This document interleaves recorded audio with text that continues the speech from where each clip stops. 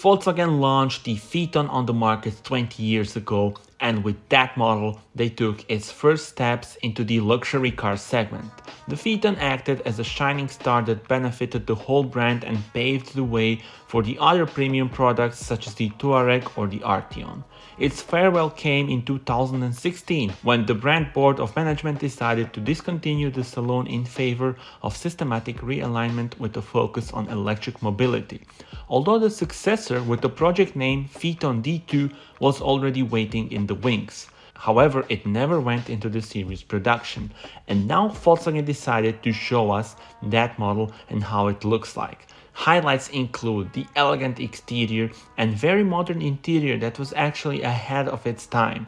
For example, the massive curved screen that was planned for this model was launched on the market in 2018 in the Touareg's InnoVision cockpit.